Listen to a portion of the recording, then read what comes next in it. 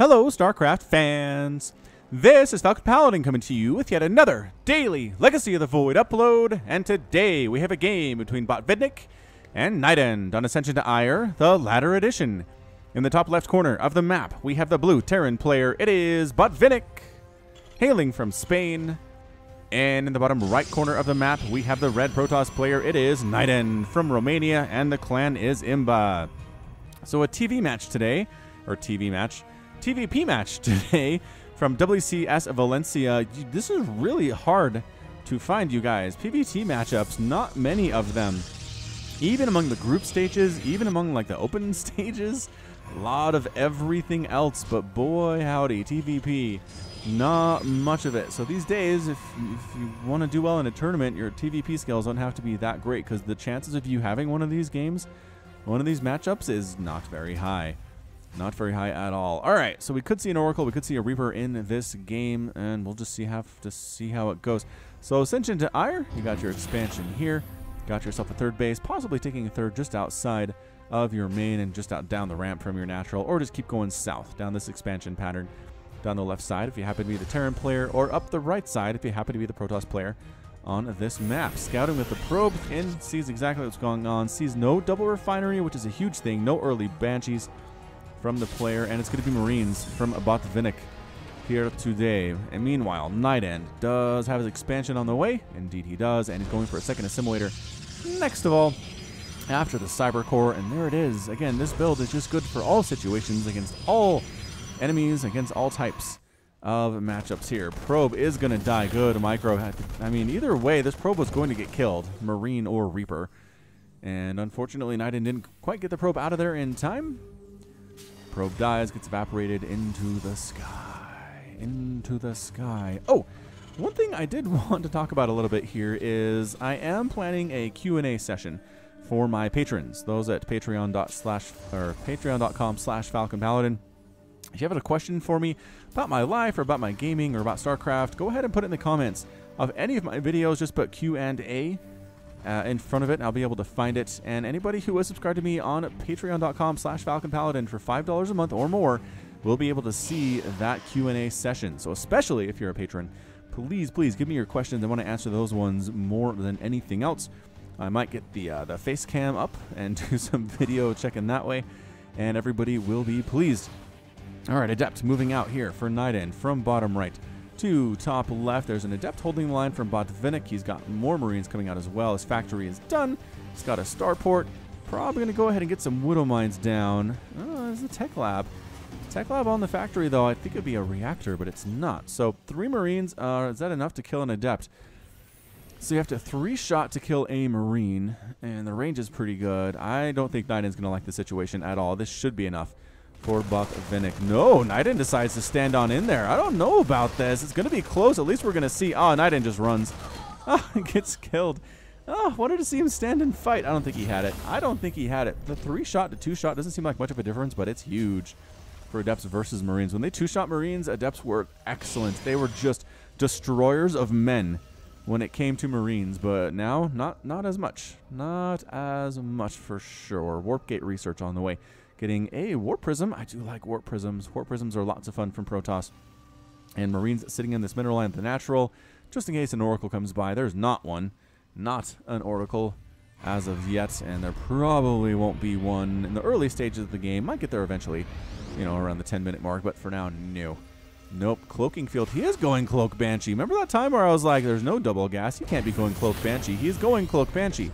Just got a lot of Marines first. It wasn't a Banshee rush.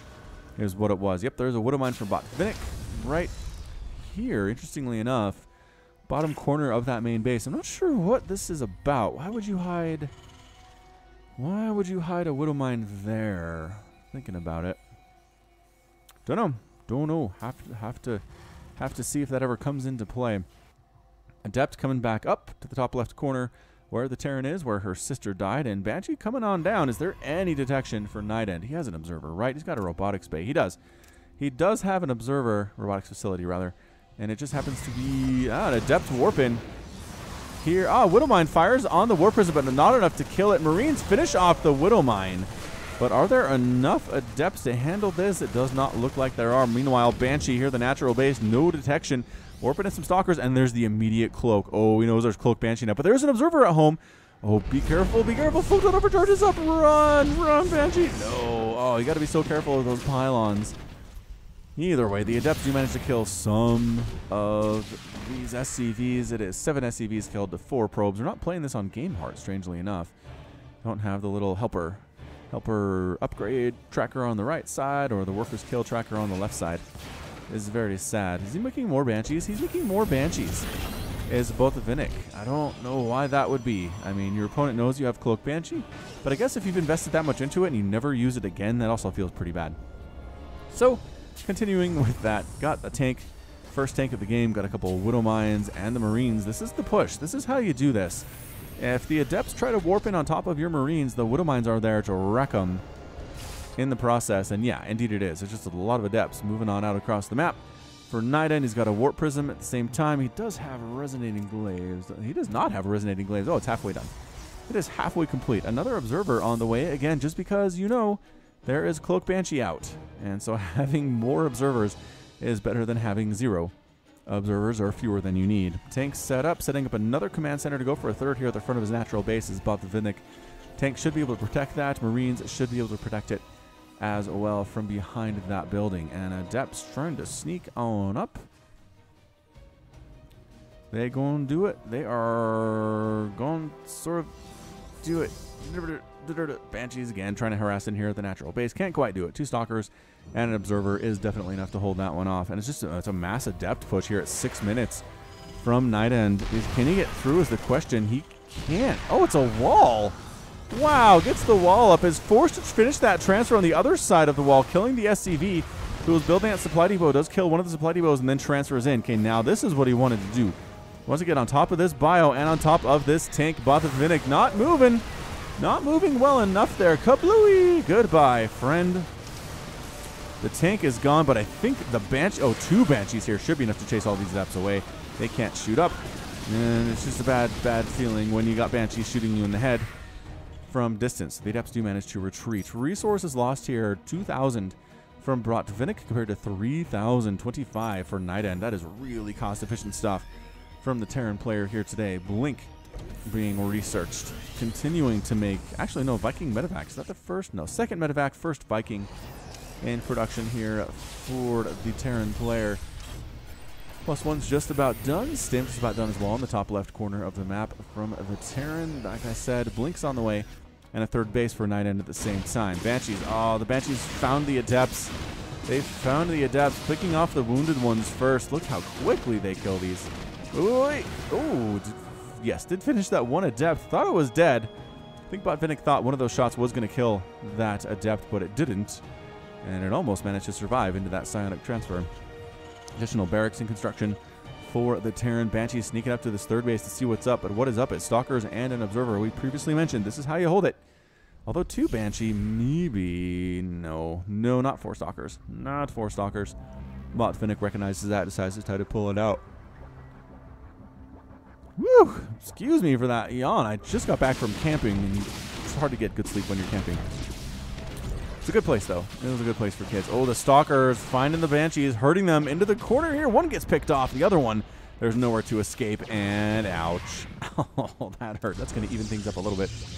In the resources lost there, yeah, 2,500 for Botvinnik compared to 3,600 for NightEnD so far. That's 24 Adepts have been killed, only 6 Marines, 3 Banshees, a tank, a Marauder, and a Widow Mine.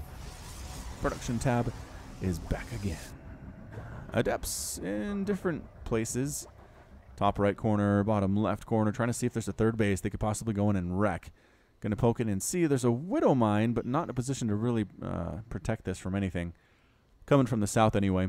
And here comes Botvinnik. He has, keep saying it like it's Russian, but it's Spanish. I don't know how to say Botvinnik with a Spanish accent. Doesn't make any sense. My mouth wants to make crazy Russian noises. Widow Mine does fire on the Adepts, wounding several of them. I guess all of them, all 3 of them. Adepts trying to sneak into this third base where wholly unprotected SCVs, but no, Botvinnik sends the whole army back home. Says Adepts, get out of my house. This is looking really, really bad for NightEnD, you guys. He's down 139 to 110. Total supply 59 to 50 harvesters. The scan. Picking off. Did they pick off an observer there? Yep, observer dead. Observer dead. So 3 base to 3 base. Worker count for Botvinnik in favor of about 12. And NightEnD basically has a gateway army. He's got zealots and stalkers, and that's it. I guess he is starting an immortal now, which is good. He's getting charged for the zealots as well. But against a straight-up bio composition, gateway stuff is not going to cut it. It's never been able to cut it in the history of StarCraft 2. Adepts trying to come into the 3rd base and get removed. Get entirely removed.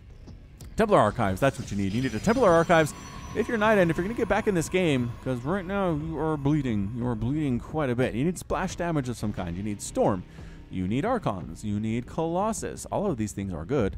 If you don't have any of them against a Bio-Terran, I just don't see how you can possibly win. Guardian Shield is good, but there aren't even any sentries in this army for NightEnD either. He's totally skipped that. Going to accidentally run into it here and run!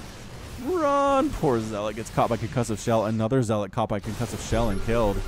Another one. Oh, an Adept gets caught. This is how Concussive Shell works. You can't really retreat super well.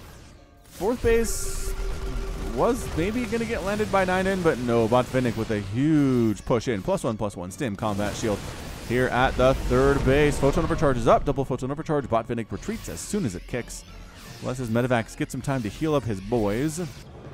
And more Marines and Marauders coming to join the party. Got that rally set up. Again, a 3-basing Terran going bio is pretty much an infinite generation machine for Marines, Marauders, Medevacs, and Widow Mines. You never really have to stop making them. Adept comes into the 3rd base, maybe some harassment, maybe for some scouting, who knows. Marine checking to see that 4th base timing on NightEnD. So far, nothing. And Botvinnik coming in. Storm's on the way from NightEnD. If he has Storm, it's going to be a big deal, but the question is, can he survive long enough to get there? And I don't actually know. So an Immortal has joined the party. There are Templar. Are they A-moving? You got to stay at the back, dude. Got to stay at the back, Templar. Sonic Storm is 30 seconds away, which means you can't do anything about this drop. That's for sure. Trying to warp in some Zealots to get on top of these dudes. And again, they're charge lots with Photon Overcharge support, but just severely outnumbered here. Do get some feedback on a couple of these medevacs, but the army in the main base is virtually unopposed. They decide to pick up and retreat anyway, as the majority of NightEnd's army does shoo them away. Meanwhile, another large group, this time with Liberator support, coming into this 3rd base for NightEnD. Good multi-pronged attack out of a Botvinnik. Liberators setting up on these cannons. Not great, as they don't actually hit cannons. But just in case defenders show up, it's a pretty good spot to be, I suppose. Pylons getting taken down. Pylons were never the priority until Photon Overcharge moved over there. And now it is. Getting some direct shots here on this natural base. Meanwhile, Drops trying to come in the natural. Picking off medevacs on the ground here is NightEnD. That's pretty good, keeping that medevac count low, but loses the 3rd base entirely. Storm is now out. Storm on top of the Bio. Storm on top of the Vikings. Liberators getting chased away, and NightEnD does manage to handle this army fairly well. He lost his 3rd base, but he killed pretty much everything that Botvinnik had sent across the map. 117 to 113 total supply. Botvinnik has a tiny bit of a lead, but again, losing this base for NightEnD was huge. Huge. 9,000 resources lost for the Terran compared to 11,000 for NightEnD, and 11 probes killed to 22 SCVs. Did I just pause that? Yeah. 22 SCVs died. When the heck was that? I guess maybe just over the times of harassment. Just added up to that. There wasn't really a huge SCV massacre at any point, was there? I don't think so. I miss you, Game Heart. I miss you, Game Heart. +2/+2. Just about done for Botvinnik and NightEnD, and now being the aggressor with his +2/+2. Stalkers and Immortals. He's got the High Templar. Got the High Templar that you need. Triple pumping Liberators, though. 3 at a time is Botvinnik, including replacing medevacs as often as he can. 5 medevacs have been lost, and there's only 1 right now. Again, picking off medevacs. Major goal. Major goal for anyone who's trying to kill a Terran player. So here comes NightEnD. Lot of Stalkers, a lot of Zealots, 3 Immortals and 2 Templar with Warp Prisms setting up. Nope, Defender mode circles on this ramp leading into the 3rd base. No thank you. Time to get on out of there. Archons morphing in from the High Templar. Ghost in production for Botvinnik. Again, I'd like to see more Ghost in TVP especially, but this will do. This will do. Botvinnik takes his own 4th base down south of his natural. Replanting his 3rd. Oh, it's a Liberator. Are you getting all my kills, Liberator? Hard to see you on the mini-map. Like, that blue is not showing up at all. Can you see it? No. Not especially. Anyway, Probe's going back to work and getting murdered for their participation in the working process. He's going to come down this ramp. He's coming down the ramp. Storms. Woo! Good blanket of storms here. And trying to get the Archons on top of the Liberators. There are barracks in the way, though. Now, straight up army battle. Left side versus right side. Botvinnik getting on top of the Stalkers, getting on top of the Archons, and that's it. A good game out of NightEnD. NightEnD is defeated. He tried to get there, and Botvinnik was victorious. Yeah, 17,000 resources lost to the Protoss compared to 10,000 for Botvinnik. 28 Zealots, 16 Stalkers, 7 High Templar, 20 Probes, 22 SCVs, 63 to 42 Harvesters. Botvinnik had a base lead and a 21 worker lead at the end of the game there. Storms are okay. I don't think the storms hit where they needed to hit necessarily. I loved this block right here. These barracks set up on this ramp, hard to come down and really get into the bio with these guys in the way. So maybe should have attacked from the south, should have NightEnD, but hard to say. Got the storms down. There was definitely some feedback being thrown down as well, but it was just too much. +2/+2 bio. So much stuff. With the medevac support, that was necessary for them. And that was it for Botvinnik. Got the win. So nicely done from our Spanish Terran player. And that's going to be it from me. So this has been Falcon Paladin coming to you with yet another daily Legacy of the Void upload. Go ahead and hit that like button. Hit that subscribe if you like what you saw and what you heard today. You can also catch me on Twitter, Facebook, and Patreon, all at /Falcon Paladin. And until next time, as always, thank you so much for watching, and you take care of yourself.